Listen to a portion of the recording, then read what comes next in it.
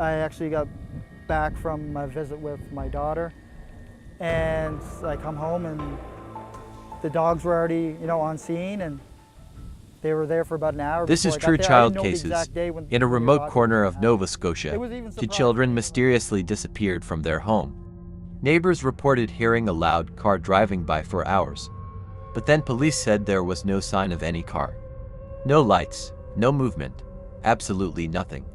Tonight, we look at the strange contradiction in the disappearance of Lilly and Jack Sullivan.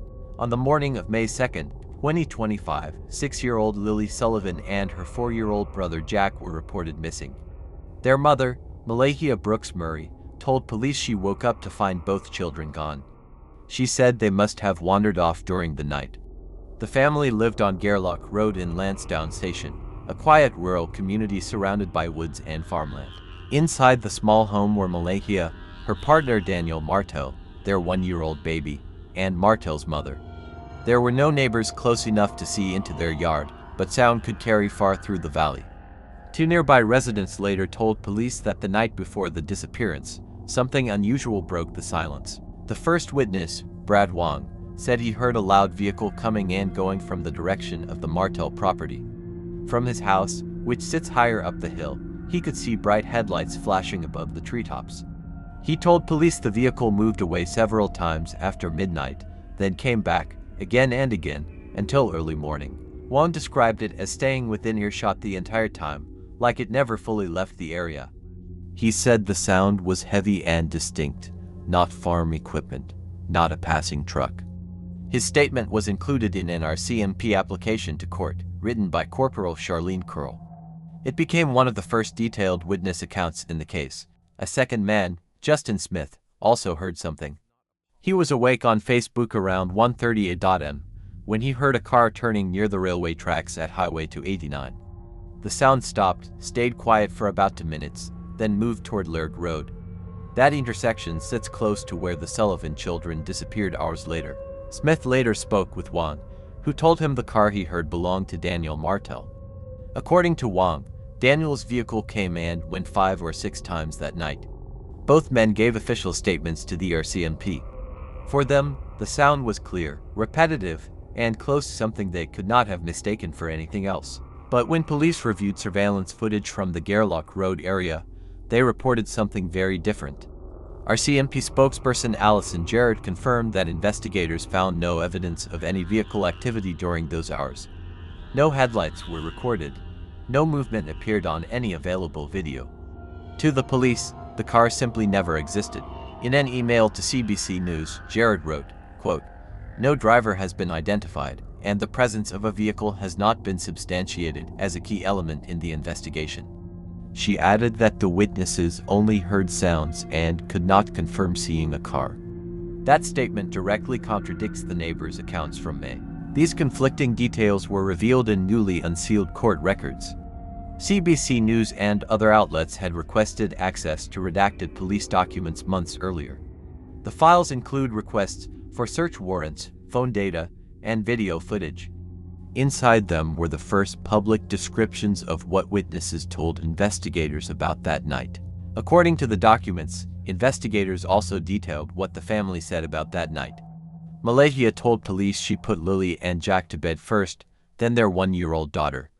She said she went to sleep around 9 p.m. Daniel, her partner, stayed up to clean the house, but when she woke up, it wasn't clean. She said she didn't know what he did after she went to bed. Daniel Martel gave his own account. He said he went to bed early and slept through the night. He claimed no one left the property and no one visited. Martel said the only time a vehicle moved was the next morning, when he used Malehya's SUV to look for the missing children. He said that vehicle isn't loud at all. In a phone interview with CBC News, Martel repeated his statement. "It's not loud by any stretch of the imagination," he said. He added that police never questioned him about any vehicle activity that night.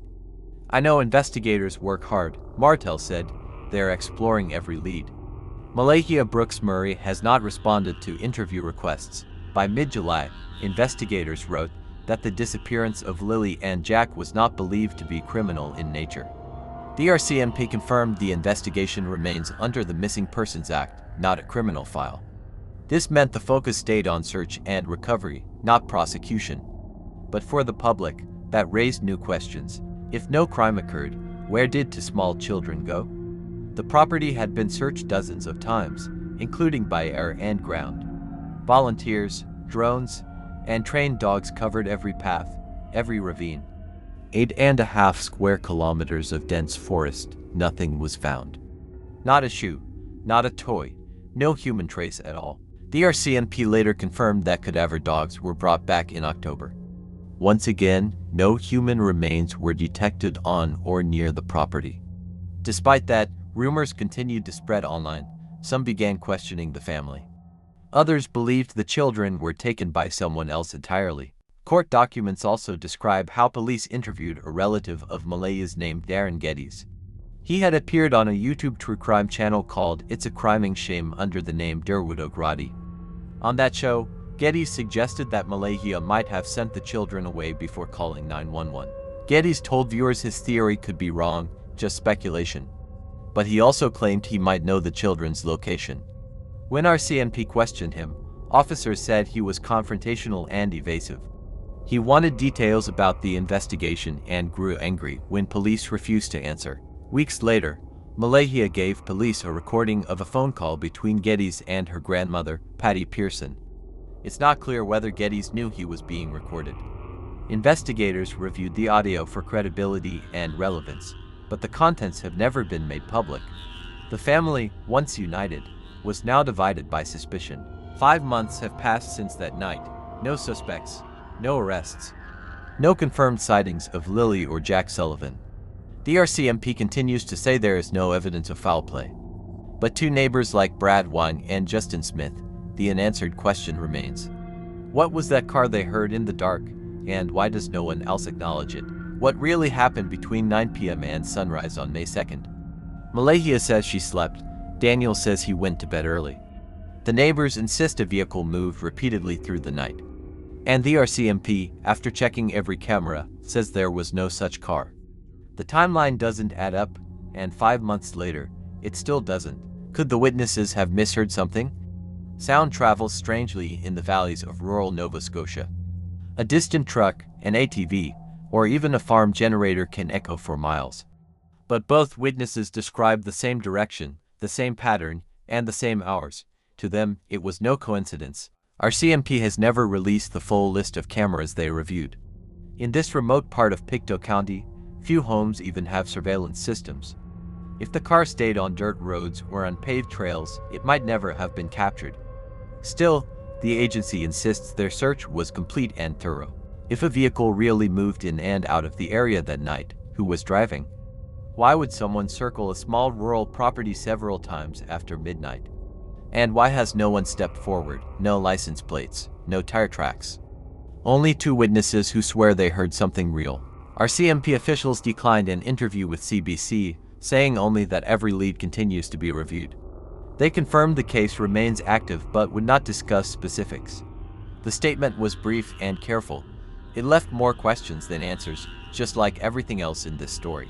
Meanwhile, attention shifted online.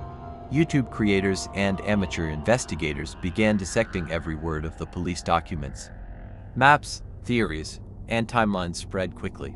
Some blamed the parents. Others believed someone outside the family was involved. Truth and rumor started to blur. Relatives posted on social media, each sharing different opinions. Some accused, others defended. Even family members appeared on podcasts and live streams, arguing their own versions of events. The investigation that once focused on facts became tangled in speculation and emotion. Through it all, the RCMp held to one message: there is still no evidence of foul play. They say the search for Lilly and Jack continues under the Missing Persons Act. Cadaver dogs found nothing. The woods remain quiet. But in the silence, the sound of that mysterious car still echoes for those who heard it. 5 months later, the questions haven't stopped. What did the witnesses really hear? Where are Lilly and Jack Sullivan?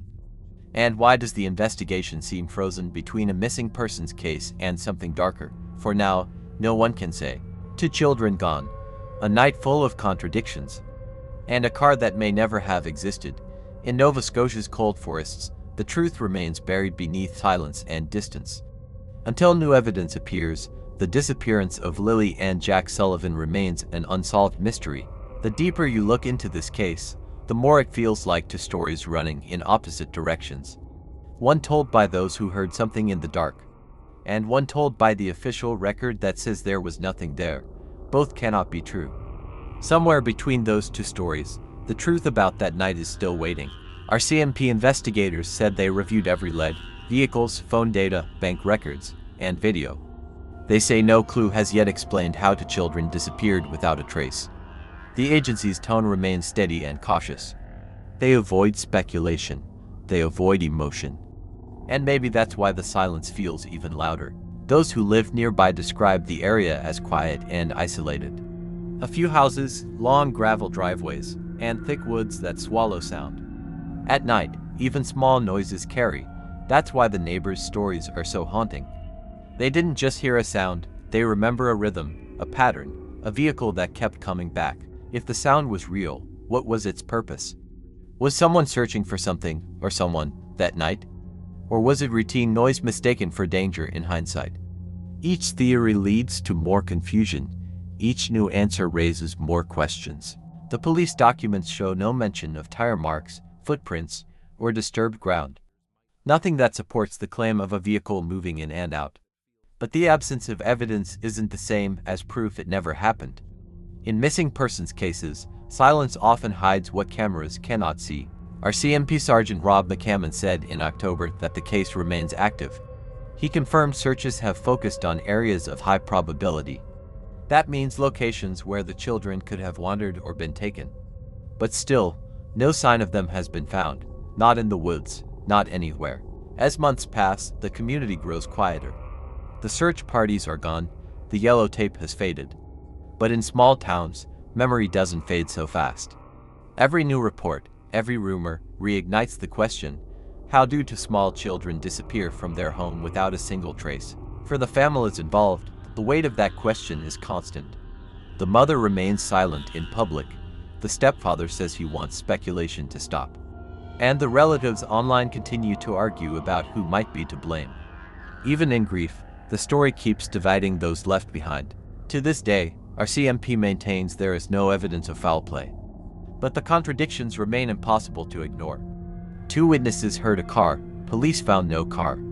Two parents say they slept, two children vanished. The facts and the silence seem to stand in perfect opposition. This is where the story stands, suspended between what people heard and what evidence shows. Until something new emerges, the mystery of Lilly and Jack Sullivan remains unsolved. Because in Canada's coldest stories, silence always hides something. This is true child cases. For investigators, time changes everything. The first 48 hours are critical in any missing persons case. But here, those 2 days stretched into weeks, then months, with no result. No leads confirmed, no sightings verified. The trail grew colder than the early spring air in Nova Scotia. Police kept returning to the same question: could the children have wandered away? The terrain is harsh woods, creeks, and deep ravines. But trained searches said small children usually leave some trace, clothing, a footprint, or scent. In this case, there was none. That absence disturbed even seasoned rescuers. Some locals believe the area itself works against investigators. Pictou County's thick forests and scattered farms make organized searches difficult. Heavy rain in early May might have washed away tracks. Others think the truth was lost not in the woods, but in the first few hours of confusion. In interviews, police described how quickly rumors began spreading online. By the second day, speculation was already shaping public opinion. Every comment, every theory, created new distractions. That noise made it harder for RCMp to separate facts from imagination. Even the witnesses faced backlash. Some online users accused them of lying or seeking attention. Others defended them, saying their stories never changed. 5 months later, they still stand by what they heard: an engine moving through the dark, again and again. Experts in acoustics say memory can distort sound. A noise heard once may seem to repeat when replayed in thought. Yet both witnesses described similar timing, distance, and direction. It is rare for two independent accounts to match that closely by coincidence. Could it have been Daniel Martel's SUV? He insists it wasn't. He says the vehicle didn't move until morning. But police records show they never directly asked him about those witness claims. That missing question has become one of the case's biggest gaps. For Malehya Brooks Murray, the mother, public silence may be protection or exhaustion. Her few words to police came in the first days, then stopped. RCMp says she continues to cooperate privately. But without visible communication, rumors grew that she was hiding something, fair or not. Every family reacts differently to tragedy. Some speak often, others retreat completely. In this case, both parents' low profile created suspicion. The internet filled the silence with theories, timelines, and false certainty. Truth became harder to recognize. Meanwhile, investigators continued checking practical leads, phone records, financial data, and travel logs. None showed unusual activity before or after May 2nd. No sudden purchases, no long drives, no messages about leaving. Nothing connected the family to any plan to disappear. The geography around Lansdowne Station adds to the mystery. Gairloch Road winds through hills and dense spruce forest. Few lights, few cars, and fewer cameras. At night, even a single vehicle would stand out. So if the witnesses heard it, why didn't anyone else? One possibility is distance. Most homes are far apart, and sound may only reach certain elevations. Wong's house sits higher, giving him a clearer line of hearing over the treetops. If the car stayed low in the valley, few others could have noticed. But distance doesn't explain why security footage saw nothing. Police have not confirmed which cameras they checked. It's unclear whether any covered the roads near Wong's property. Without that detail, no evidence could simply mean no cameras pointed there. For many watching from afar, the case mirrors other Canadian disappearances: vast land, small details, unanswered questions. Yet here, the contradiction between sound and sight stands out. It divides the investigation into two realities, one that hears and one that sees nothing. Journalists following the story say it has drawn international attention. Thousands of comments appear under every new update. People demand answers, but few realize how slowly real investigations move. 5 months is a lifetime for social media, but just a moment in police time. At the heart of the file, two names remain constant: Lilly and Jack, 4 and 6 years old. They were last seen playing near their home, wearing light clothes, before nightfall. Every sentence written about this case circles back to them. Everything else is just noise. As the months stretch on, hope shifts into endurance. Families cling to small signs, an unconfirmed sighting, a vague tip, a dream that feels too real. RCMp says they've received hundreds of tips, all reviewed, none verified. Still, each new call keeps the case alive. Public searches have stopped, but the file remains open. Investigators continue behind the scenes, waiting for something new: a call, a confession, a clue. Until that happens, the mystery sits frozen in time, locked between testimony and silence. For those who believe the witnesses, the sound of that engine is proof that someone else was there. For those who trust the data, no camera means no car. Two worlds, two truths, one disappearance. And between them, the unanswered question of what really happened. Every story leaves an echo. In Lansdowne Station, that echo sounds like an engine in the night, starting, stopping, returning. Whether it was real or imagined, it now belongs to the legend of this case. Until the day the truth is known, the disappearance of Lilly and Jack Sullivan remains unsolved. When investigators returned to the property in late summer, the ground looked unchanged. No new clues, no signs of struggle. The house itself stood quiet, its windows reflecting the same forest that had hidden every trace. Searches described the feeling as heavy, like walking through unanswered questions. Over time, investigators shift from searching to reviewing. Files grow thicker. Each note, photo, and interview becomes a piece of a puzzle with missing edges. Sometimes, the answers are there all along, but hidden in plain sight, between lines of routine paperwork. RCMp says the case remains open, but active leads are limited. Without witnesses seeing the children leave, the timeline depends on sound and memories fade. The longer the silence continues, the harder it becomes to separate fact from imagination. In Pictou County, people still talk about that night. At the gas station, at the post office, at the small diner by the main road. Everyone has a theory, Some whisper it was an accident. Others think someone helped them disappear, but no one knows for sure. Across Canada, hundreds of children go missing each year. Most are found within days. Only a few remain unaccounted for months later. Lilly and Jack Sullivan are now part of that small, haunting list. Names read out at vigils, faces frozen in time. RCMp investigators say they revisit evidence whenever new information arrives. So far, nothing has shifted the official conclusion. The case remains under the Missing Persons Act, not a homicide file. But the question that lingers is simple: can a disappearance this complete ever be natural? Forensic experts say total disappearances are rare. Even in rough terrain, traces remain. Fibers, scents, prints. Here, there were none. That lack of evidence leads to two possibilities: a natural event beyond explanation, or human hands that left nothing behind. As the 6th month approaches, frustration builds quietly online. Comments turn sharper, threads longer. Some demand justice, others beg for compassion. But between outrage and sympathy, the only constant is absence, the space where two children should be. In rural Canada, the woods hold both beauty and mystery. People disappear in them every year, some found, some not. Searchers say the forest near Gairloch Road feels different, too still, too empty. Maybe it's imagination, or maybe the silence means something. For those who remember the first search, the scene stays vivid: lines of volunteers, dogs barking, helicopters circling. Every sound echoed with hope, but by the 3rd week, hope had become repetition, walking the same paths, looking at the same trees, hearing only wind. Even now, the RCMp won't say whether they believe the children are alive. They only say, quote, "The investigation continues." Those 3 words have become both comfort and burden. For families, they mean the door isn't closed. For others, they mean answers are still out of reach. At night, locals say they still think about the headlights one saw over the trees.